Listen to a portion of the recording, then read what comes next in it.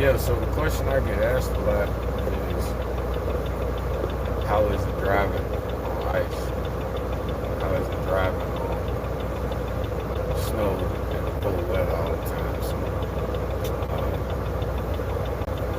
it's not bad, really. You just got to know what you're doing.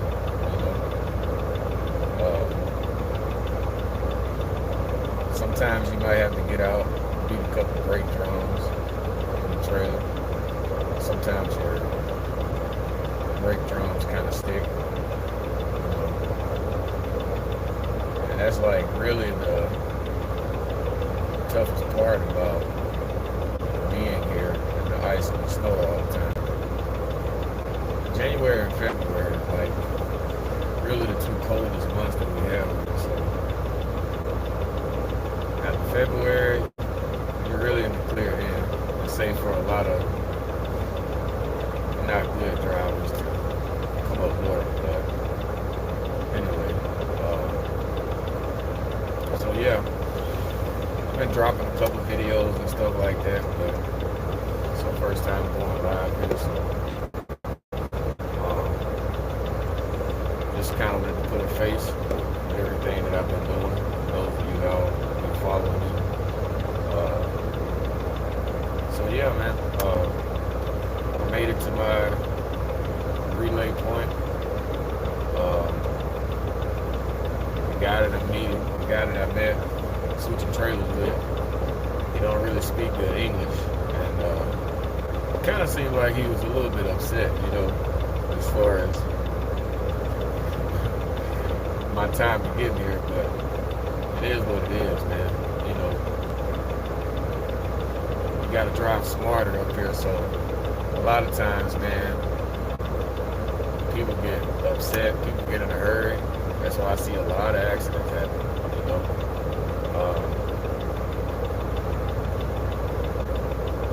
If you drive slow, if you drive really, really slow sometimes, you really ain't got much to worry about that.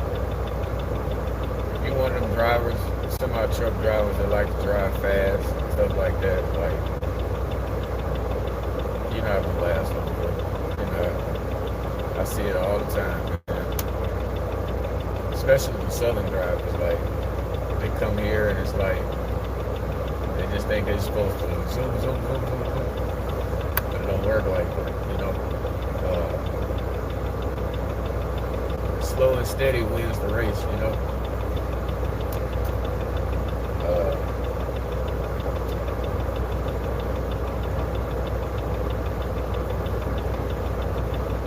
Slow and steady wins the race. So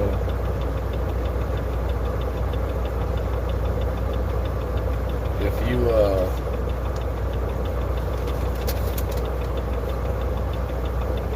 like I said, one of those guys that like to drive fast and stuff, man, it's really not for you up here. But my best advice on that, just stay away.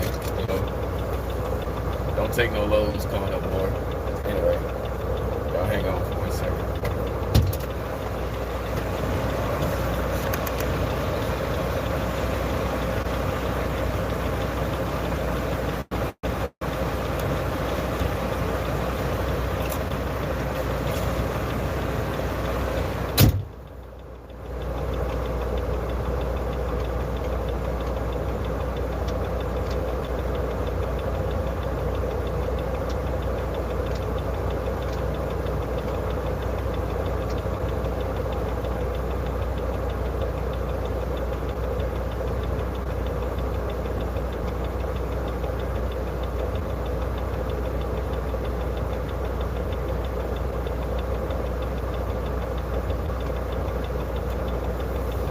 Yes, it's a really good job, really good company.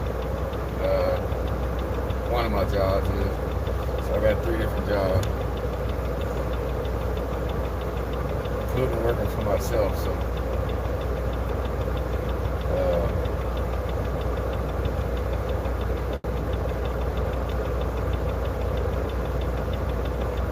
you have 5 hours and 12 minutes of remaining drive time.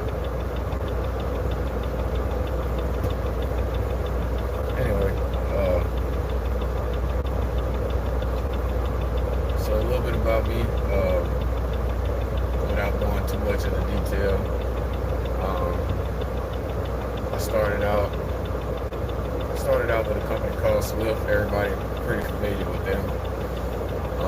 From there, I went to Swift was drive-in. Got shortly after that, because I didn't stay with them long.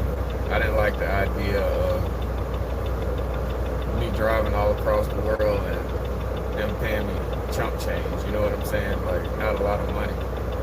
So I just kind of ventured off, man.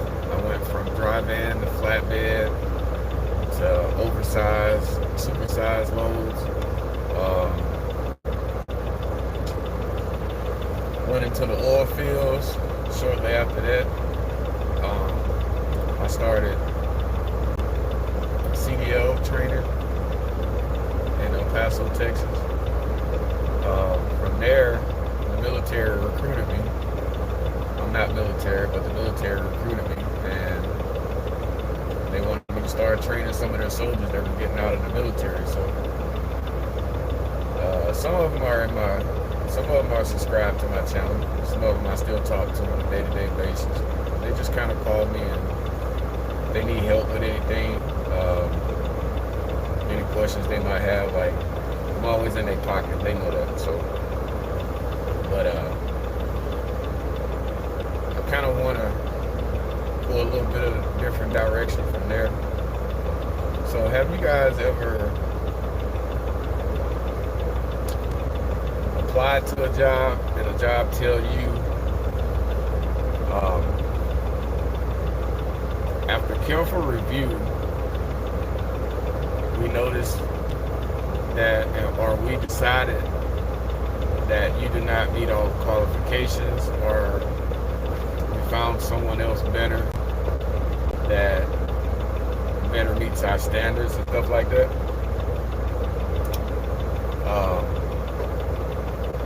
I really don't understand that. You know, I really don't get that. Not that I'm mad about it, because I do a lot of hiring and stuff too, but nowadays it's like, if you're overqualified, or if you have more experience than the people that are hiring you, you know, it's like, they really don't want to hire you because of your experience. You know what I'm saying? Like, they don't want to hire you because of your experience. And keep sliding down, but they don't want to hire you because of your experience, and also because you're a threat, and also because you are overqualified, if there's a such thing. But me, when I hire people, like, I look at a whole lot of stuff, but I would never not hire a person because they're overqualified. But it's like, they look at your resume, they see all the stuff you've done. Once upon a time, back in the days, like, that meant a lot for a truck driver, you know, to go out and get the experience, whether it was mountain driving, whether it was you know, snow driving, all kind of stuff, man. Like, experience used to mean something back then. Nowadays, it don't mean nothing, because everybody just kind of push you off to the side. You know what I mean? Or they see you as a threat. Which, me personally, if I hired somebody that had more skills than me, that was more qualified than me, I would really give them a chance. Like, I'm not gonna hate on that person because he has more experience than I do. I would never do anything like that. So that just kind of bugs me, you know. People look at my resume, they see everything that I've done at such a young age, young time in my career when I started, and it's like, they get intimidated by it. And, you know, I don't know if you guys happen to watch this live or whatever, but if that's ever happened to you, man, just, you know, hit the like button, or, you know, like I said, I'm still new to this live thing. This is my first live, but that's kind of the area or the way I want to go. You know, as far as my first couple lives. You know, I want to talk about being overqualified for a job, or someone telling you, you know, or that we can't hire you because of no reason, no explanation at all. It's just after careful review of your application, we see that you're not qualified for this position, or we decided to hire someone else that was better qualified for the position. And in my career, in my job title field, all it is just truck driving, you know. The job that I'm relatively speaking of was kind of a part-time job, you know. And I seriously think they looked at my resume and saw like all the stuff that I've done in my life, and it's like sometimes you can have more experience than a manager. Sometimes you can have more experience than the people that actually want to hire you. And it's like they see you as a threat because, and you'll know because the number one question they're going to ask you is, what do you see yourself with the company 5 years from now? What are your long-term goals? What are your short-term goals? And if they ask you those questions, beware, because they're trying to be nosy to see if you're interested in a management position, if you're interested in elevating with the company. And if you are, they're not going to hire you. They're not. They're going to look over you, or in better words, they don't want to hire somebody they don't want to hire a new hire that's interested in coming into the company and puts their job or their position in jeopardy. And they'll know if you're going to put their job in jeopardy because by the questions that they ask. So if you tell them, no, I'm not interested in elevating in the company, I'm not interested in, you know, growing with the company in a way where I get offered a position, like, that's really you really got to be careful how you answer the question, because some people will look at it like, okay, well, if you're not interested in elevating with the company, you don't know where you see yourself 10 or 15 years from now with the company, then we don't want to hire you. That's if you say no. But if you say yes, and you do decide to elevate with the company, and you do want to eventually, you know, turn into a management position or, you know, a supervisor position or anything like that, the only way that I see that they really will hire you is if you have no experience at all. Like, not even related to the job. You have no experience whatsoever. So that's a trick question. And that's kind of where I'm going to start going with my lives and stuff like that.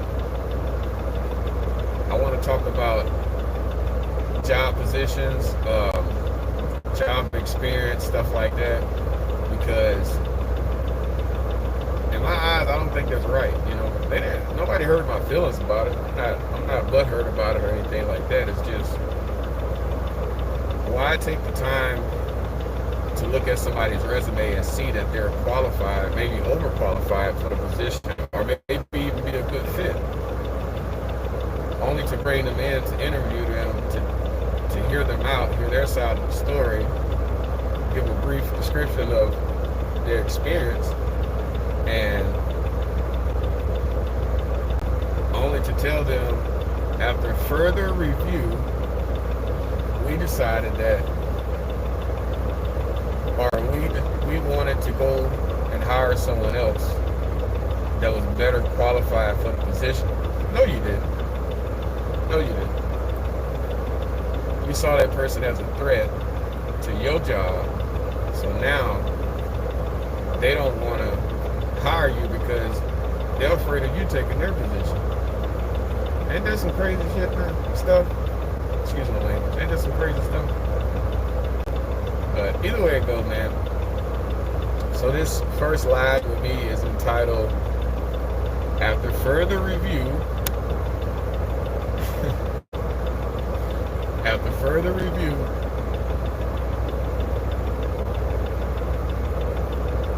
and after carefully reviewing your application,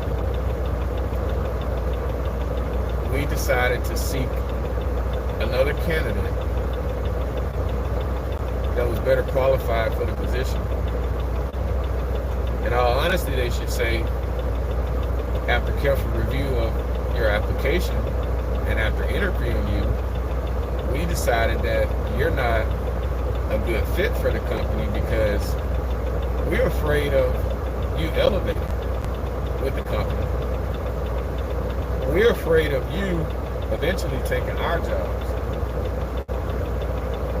It's a gift and a curse to have a lot of experience, work experience, driving experience, whatever kind of experience you have. It's a gift and a curse. And it shouldn't be that way. It really shouldn't, you know. But either way, man, the best advice I can give anybody driving trucks or looking to get their CDL and stuff like that, learn as much as you can, as fast as you can, but be safe, number one. Protect your CDL. Don't do anything that's going to go against your CDL or get you points, because at the end of the day, that's the decision you got to live with. And that's another topic of another story or whatever. But anyway,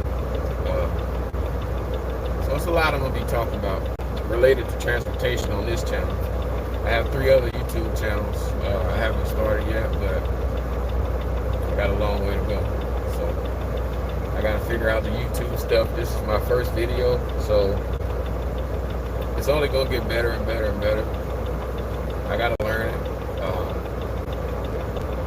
I'm an entrepreneur. I got multiple hustles, so I'll figure it out.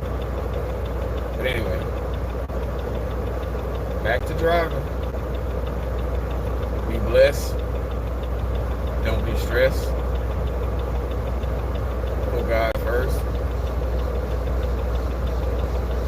Put your family second. Trust and believe in the process. Just know that your journey is not everybody else's journey. And